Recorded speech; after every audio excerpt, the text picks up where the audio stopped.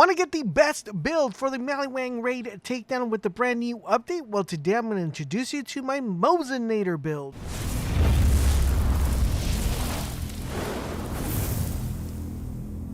This is LaserBolt, and welcome to today's video, guys. Today I want to introduce you to the MOZETOR. This particular build, guys, is going to be focusing particularly on splash damage, and we're going to be utilizing a couple of items and gear that are going to enhance our splash damage even much more. In addition to that, what makes this build extremely awesome is the fact that we're only kind of relying on one particular weapon, and this particular weapon is going to help us clear the majority of the things. Now, don't think just because this is a MALIWAN rated build doesn't mean that you cannot do other type of content with this build. This build will work for killing graveyard, for bossing, for mobbing, anything that you want to do or come your way. You're going to be able to do that, whether that be Mayhem mode 1, 2, and 3, or 4. So if you guys do enjoy this build, a like rating would be greatly appreciated. And without further ado, let's jump into the build. Alright, so here we are, guys, within the skill tree. Now we are going to be using a couple things. We're going to be utilizing Shield of Retribution, Bottomless Mag, and Demolition Woman. We're going to get started with the first one, which is the one we're going to be using the least amount of points in, and that is going to be the Shield of Redistribution. We're going to be dumping a total of 5 points into Armored Infantry. Basically, what we're looking for here is gun damage and also damage reduction. So it's going to be really important for us for this particular build. We're going to be dumping a total of 5 points into Drowning in the Brass. Once again, gun damage is what we're looking here, and of course, that increased fire rate. In addition to that, the last point we're going to be picking up here is experimental munitions. And what this is going to do, it's going to score a critical hit chance, and it's going to give us bonus incendiary damage, which it makes it really good for not only for the MALIWAN, for other additional content as well. Next up, guys, we are going to go into, of course, the bottomless demolition woman, my bad. And we're going to be dumping a total of 5 points into Fire in the Skag's Den. What it's going to do, it's going to increase our splash damage. Remember, that's going to be a fundamental part of our build. And it's also going to do bonus incendiary damage, making it really effective for bosses that have red bars or anything that has a red bar. And it's actually pretty good. We're going to be dumping 2 points into Grizzled. What this is going to do is going to give us a skill that's going to reduce our action skill cooldown rate. So it's going to allow us to have Iron Barrier active more frequently. And then we're going to be dumping a total of 3 points into Means of Distribution.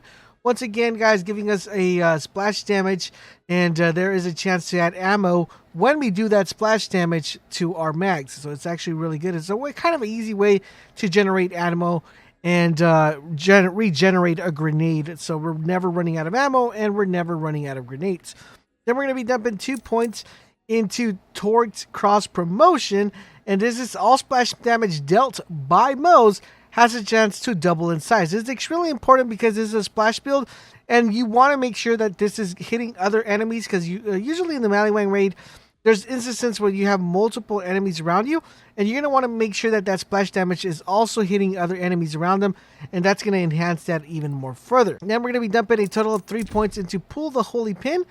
This is going to allow our grenades to do critical hits, and since we picked up that critical hit bonus prior to that, it's going to even accentuate that even more further. We're going to be dumping 1 point into Auto Bear. That's going to allow us to keep Auto Bear in the field without us having to be in it. We're going to be dumping 5 points into Vampire. What this is going to do, it's going to restore plus 24 of our missing health per enemy hit, which is really good. Then we're going to be dumping 3 points into Why Can I Carry More Grenades? Of course, we want to have more grenades. And what makes this really interesting is the reason why we want to carry a lot of grenades is since we're going to be doing, our splash damage is going to have a chance to generate that grenade.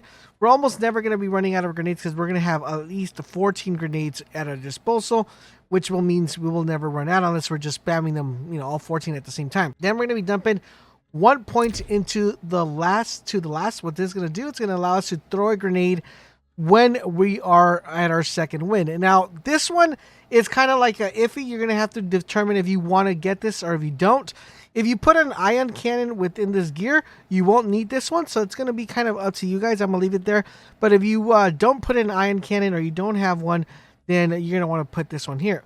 Then we're going to be dumping 1 point into Short Fuse. Whenever Moze deals gun damage, there's a chance for a secondary explosion. Remember that secondary explosion is going to do splash damage, so that's the reason why we want to go ahead and do this one, and it's giving us a 75% of gun damage. Now, since we're already here, guys, we might as well pick these up. we're going to equip the Vanquished Rocket Pod, and we're going to be equipping the target softening, which is going to allow us to soften the target. So anytime we hit a target, it's going to give us an additional plus 15%. So I'll explain how you want to play with this build a little bit further in the video. Then we're going to go into the bottomless mag tree, guys. In the bottomless mag tree, we're going to be dumping 5 points into Cloud of Lead. This is going to give us incendiary damage, and it allows us not to consume ammo as well. We're going to be dumping 1 point into match sets, which is going to do our increase a little bit of our magazine shots, which is really good. We're going to be dumping a total of 3 points into Stoke the Embers. And what this is going to allow us to do, it's going to give us incendiary damage once again. We're going to be dumping 1 point into redistribution, which is going to allow us to score a critical hit. Remember, we picked up that grenade, that once we hit a grenade, it's going to give us crit hits. And that's going to allow us to regenerate the ammo, which is going to allow us to almost never be running out of ammo. Last point, guys, we're doing it into scourging RPMs. Critical hit damage increases the hard point damage, which is pretty much rounding our complete build. Now that we have the skill tree out of the way, let's jump into the gear and see what we're going to be using in order to kill the enemy. We are, fellas, within our gear. So this is what our gear has, guys. We're mostly only running the Kipsworth. Now, the reason why we're running this Kipsworth is because, as you guys notice right here, it does plus 90 splash damage. This is going to be having a lot of splash damage, since this build has a lot of splash damage in it. It's going to be doing a ton of damage. Not only that, guys, but it gives us the advantage of having a incendiary weapon or a fire weapon and also a cryo weapon at the same time. Now, as you guys notice here, we have on action skill end, splash damage is increased by 125%, which makes us even do a ton more damage. In addition to that, we're running a second one of another Kipsworth, which is going to allow us to have corrosive and shock at the same time. Really OP, guys, because you're going to be able to knock down shields and take down armor really, really fast. Once again, with the action skill, when weapon damage is increased by 100% for a short period of time, giving us a plus 75% splash damage radius. And this one's really cool because it does give us a plus 35 weapon recharge speed. It's going to allow us to shoot this one even a lot faster, a lot faster than the first one that we have. So you primarily only need these two weapons because it pretty much covers every single armor or flesh, whatever it is that you have. Next, guys, for our gear or our armor, we're reaching the recharger. This is going to instantly begin recharging when your shield is broken, so it's going to recharge really fast. It's going to kick in, and plus it has a really high capacity.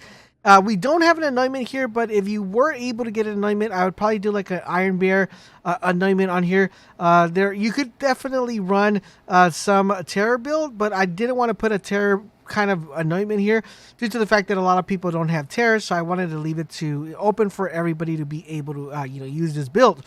Next up, guys, we're going to be using, as far as our class mod, the Blast Master. And this is going to allow us to do a ton of good stuff. It says the longer Moze goes without reloading, the more splash damage she does. That's why this is a splash damage build, which is going to allow us to not reload and allow us to do a lot of splash damage. It does all the way up to 100%. We have a really good anointment here. We have a plus 28 splash damage, plus 35 weapon damage, and a plus 31 SMG damage. So overall, in general, our pretty much our SMGs are getting 56% more weapon damage right there. Plus, in addition, we're getting 128 splash damage just with our class mod alone.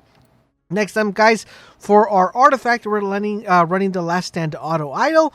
This is going to allow us to keep our health really active, and it's going to restore a plus 18% of our health once we kill an enemy. In addition to that, remember, the Kipsworth is going to allow you that when you kill an enemy, there's going to be a pool of health that's going to allow you to just step on it and get your health back.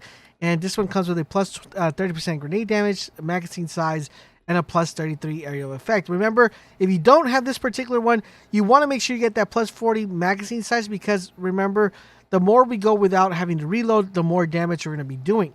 The last thing we're going to be using, of course, is our grenade or recurring hex. And this is actually a really good one. I'm running a cryo here on action skill, and the next two magazines will deal additional 50% cryo damage, which is really important. For our shield, I did forget to mention that if you want to run an anointment, you could run on action skill and apply corrosive damage. So you could do corrosive and cryo at the same time, which will give you a nice all-around build. Now, in addition to that, guys, you could run the ghost call or the gas call, which is a really good grenade.